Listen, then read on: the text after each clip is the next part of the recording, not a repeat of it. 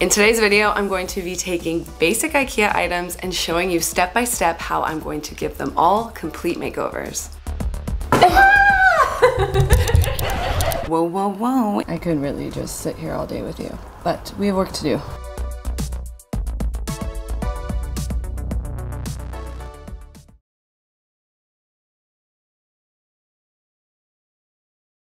Okay, if you have seen some of my videos, you'll know I love a good IKEA hack. I did my bed, we did my office vanity corner, most recently did the island in my kitchen, and today the fun continues. I have 3 different hacks for you guys, all sort of ranging in levels of difficulty, but trust me, because if I can do these, so can you.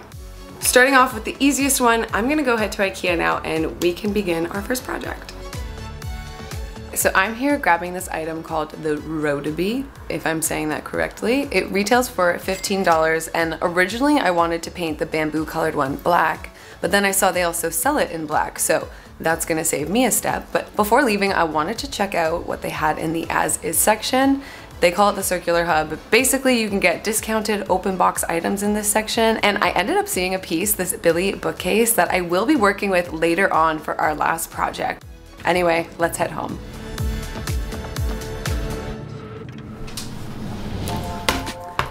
Okay, this IKEA item is pretty awesome, and it has this flexible backing on it, and the way that the bamboo is sitting, it just has these beautiful fluted lines. I just feel like the possibilities are endless. Also, on my way back from IKEA, I stopped by the thrift store and I picked up this planter bucket. It was $3.99. So the idea here is we're going to adhere this to the outside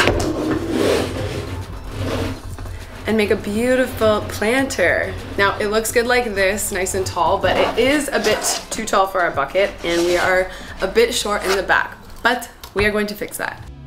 First, I found the height of our original planter bucket and just marked that onto our fluted bamboo sheet. Then I clamped the piece to my table with a straight edge ruler that will help guide our saw blade.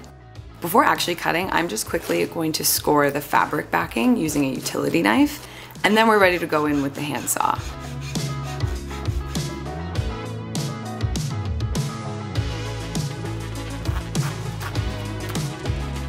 Finally, using some sandpaper on a block, I'm just smoothing that cut edge.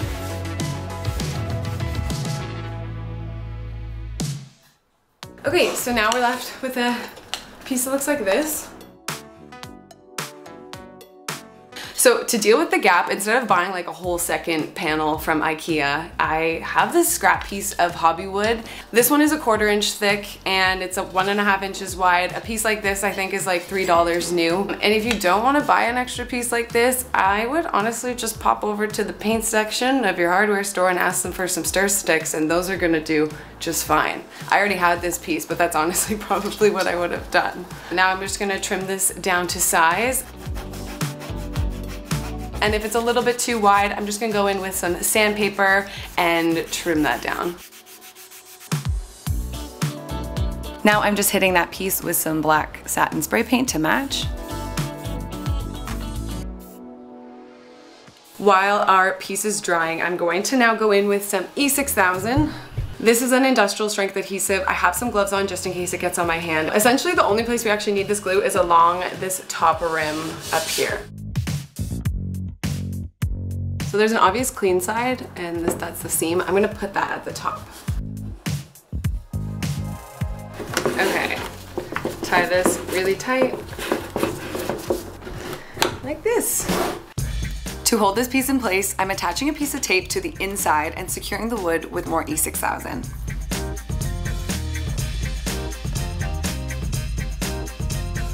Then I just secured it with another piece of tape on the outside to hold while it dries. And when you do add your plant, just make sure it's potted with the proper drainage, and we're ready to see the final look.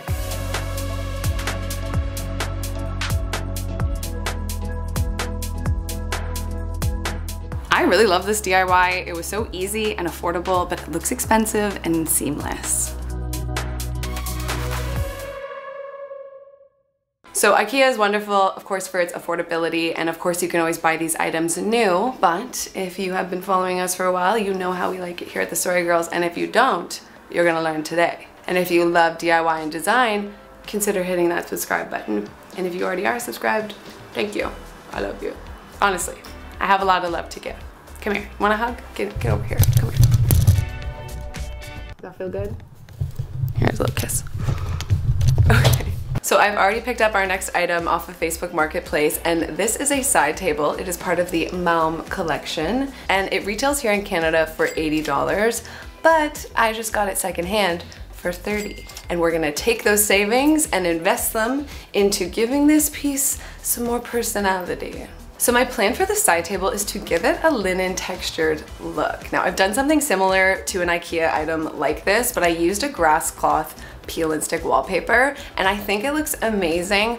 The only thing is that grass cloth, like a nice peel and stick wallpaper, can be sort of pricey. So I'm really curious about trying this technique with some paint and hopefully save a little bit of money in the process. So this linen texture paint technique was actually introduced by Ralph Lauren back in the 90s. And am I the only one who didn't know that Ralph Lauren, like the clothing company, also had a home line? Also like had this home line since the 80s? Maybe just me. Anyway, before we can get too much into this technique, we need to prep our piece. So I am going to take it outside and spend time sanding the whole thing to remove the outer varnish. Once I was done sanding, I gave the whole thing a wipe clean and went in with a coat of primer. And my favorite way to apply paint to furniture is by going in with a foam roller brush. I'm gonna let this paint dry and then we can start on the linen paint technique.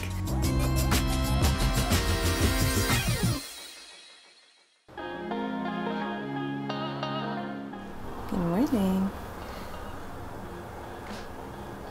I could really just sit here all day with you, but we have work to do.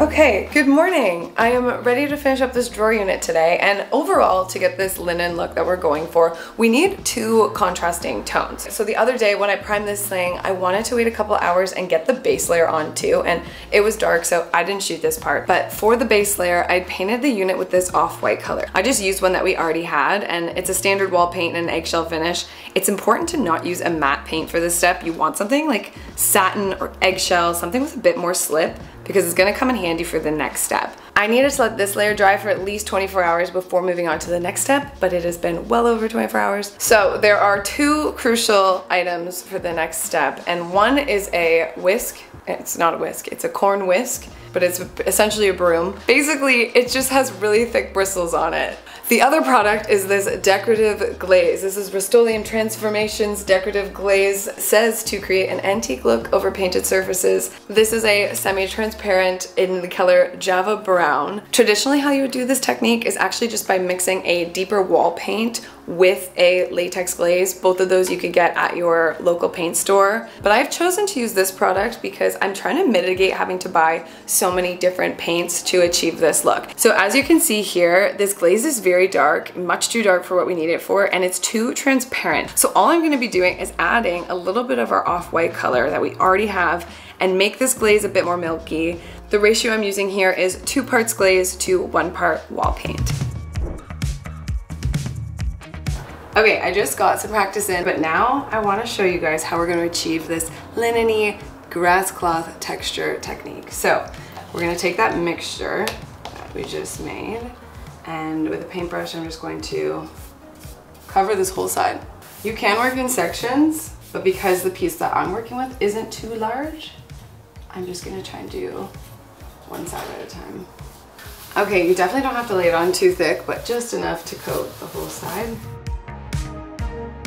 So the best way I found to do this technique is with the corn whisk. You want to firmly brush in one direction and every so often wipe the excess paint from your broom.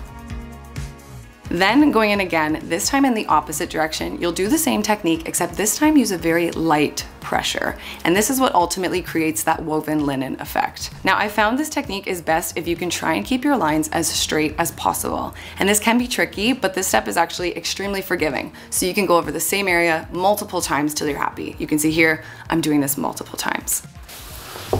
Can you tell? Yeah, okay, look at that. Here's a time lapse of me doing the other side, but here I tried to mix in some deeper, thicker lines with a fork. And I actually found the sides where I use just the broom to look the most authentic. So personally, I wouldn't even bother using anything else but the broom corn whisk. So just one more time again, here's me doing the drawer faces, and whoa, whoa, whoa. If for whatever reason you're like me and you overdid it or you don't like where it's going, you can totally just wipe off the glaze and redo it. I mean, within a certain amount of time, probably within like a half an hour or an hour.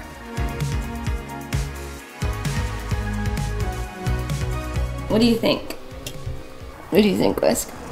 Yeah. It's all dry now, but look how awesome. It totally looks like linen. To finish this project off, I'm bringing it into the office to give it a top coat with this Varathane Soft Touch Clear Finish. This is to seal it and give it a matte look. I'm applying this with a paintbrush, and once I added in the hardware, let's see how it turned out.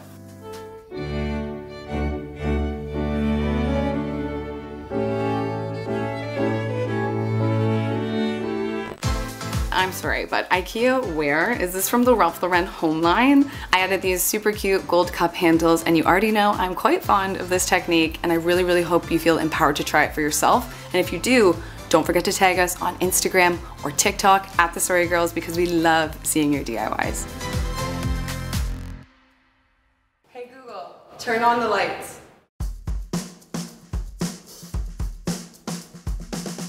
Okay, for our final project, I'm going to be taking this IKEA bookcase and we're going to be transforming it into a beautiful cabinet. This shelf unit is from the Billy collection, and the size I have here is 31.5 inches by 41.75. I got this on Facebook Marketplace for $20. Now, this might be an older version, but the nominal size is the same, so whichever bookcase you end up with, it won't really affect the final look. My plan for the shelf is to make some cabinet doors as well as install a faux fluted glass in the doors. We're gonna add some new legs, brand new hardware, give it a fresh coat of paint to finish it off. First, I'm going to take some measurements and then we can start working on our cabinet doors.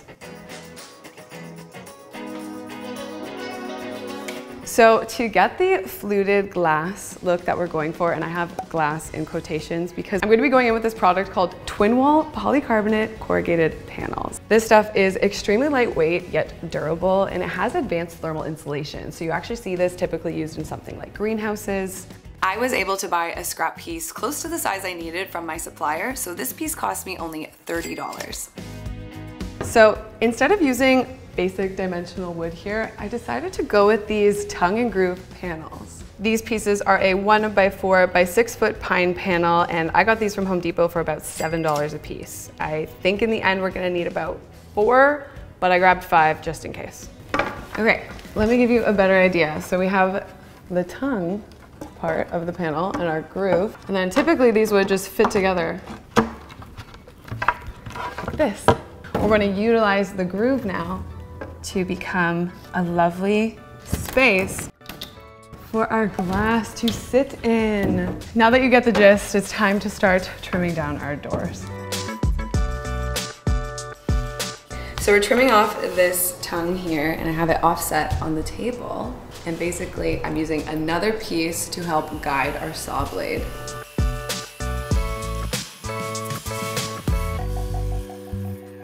And I'm repeating this, trimming the tongue off all the panels. Once they were all trimmed, I'm now just marking the measurements that will create the frames for our faux glass. If you are planning to make this cabinet, all of these measurements will be posted on our blog at TheSorryGirls.com so you can easily follow along. And I'm just trimming these using the miter saw.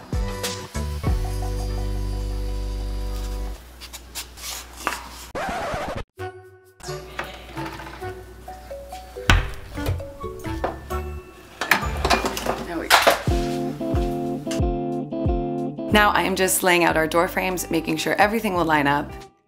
Next, I am just pre-drilling some pocket holes using our pocket hole jig. I'm only drilling 2 holes on either end of the 4 shorter pieces because later we will use these to connect our frame together.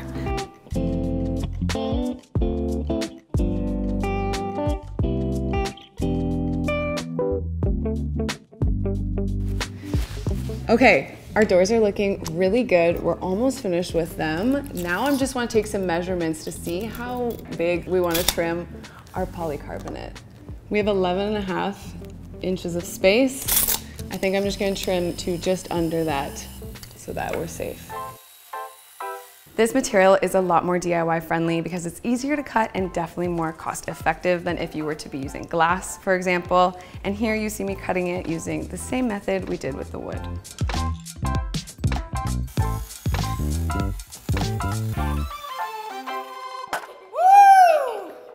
Moving on to the legs, I'm now taking a piece of 2x2 lumber and cutting it down to 4 even pieces that will act as our main legs. Then using a piece of 1x2 lumber, I will use this to create the apron, which will provide support for our legs and the cabinet. Repeating those cuts with the same 1x2 piece to create stretcher pieces that will add additional support. Again, all of the specific dimensions are on the blog. Here I am just visualizing with our pieces, making sure everything is the right size. Then just adding some more pocket holes to the 1x2 pieces only. Then I'm going in with some wood glue before attaching these pieces together and using some clamps to hold this together while I add the pocket screws. And then your legs should look something like this. All the major building is pretty much done. All that's really left to do now is just give everything a sand, give our smaller pieces a prime, then we'll be ready for our paint and we'll do the final assembly. So that's enough for today. Check in with you tomorrow.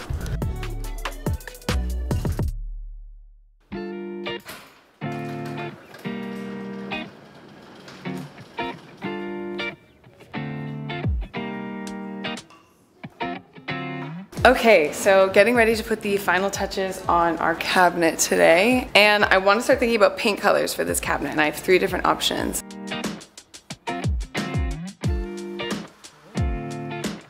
This one is a bit too pale. These two are obviously very similar. This one's a bit darker, that one's a bit lighter. I kind of like this one. This is called October Mist. It's by Benjamin Moore, if you're curious. So I really want to get the doors put together, but before we do that, I actually want to paint the inside where our glass is going to sit with our paint color. This way, when we go to paint later on, we don't have to worry about this inside edge. It'll be nice and clean. We won't have to tape off our fluted glass.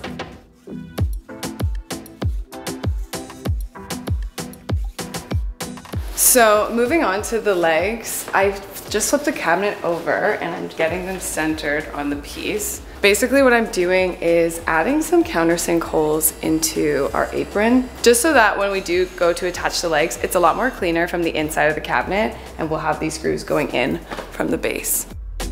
And I am just putting some 2-inch screws into our countersink holes.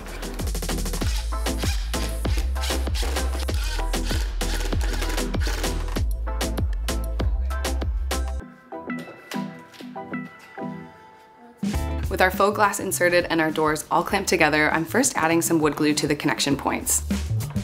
In addition to the glue, I'm just going in with some 1.5-inch pocket hole screws and connecting these all together. And I like to keep the clamps on while our glue has some time to dry. So the doors are done, and now I'm going in with some brass hinges. I'm marking these 7 inches from the top and the bottom of the cabinet. Once those are marked, I'm making some pilot holes and screwing on my hinges.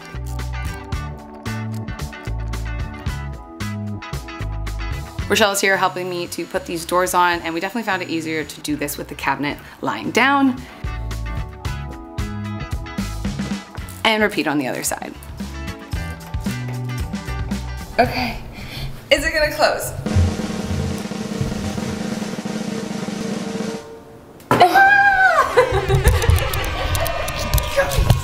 Yes! Sorry, we didn't really just go through a lot with those hinges, I promise. To fill in the connection points on our doors, I've chosen to go in with a silicone caulking here over a wood filler, just because over time it will remain a lot more flexible and not crack due to just general usage.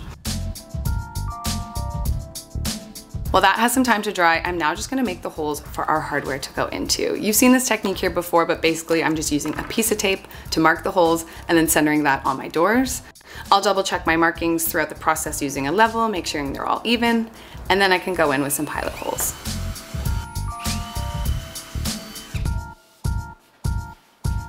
And now we are finally ready for some paint.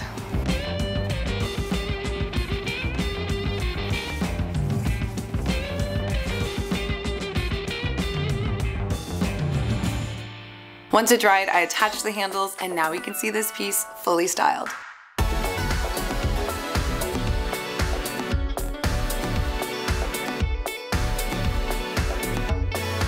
Okay, all I gotta say is you could not tell me that this is a $20 secondhand IKEA shelf before. I think this upcycle is so beautiful and timeless. I love the way you can see the items through the windows, and just to help keep those doors closed, I added these little door magnets to the top of the cabinet. Just perfect little finish it off. Mwah. Thank you guys so much for watching today's video. I hope you're feeling inspired to take on some IKEA upcycles, and if you enjoyed this video, definitely check out my bedroom makeover where you'll find some more IKEA hacks. Bye! Oh my god, that's where my glasses are. And like all my headbands. You know? So earlier this morning, I put that trim on the bed. It is super easy once you get the hang of it. She's gonna get swapped out with this.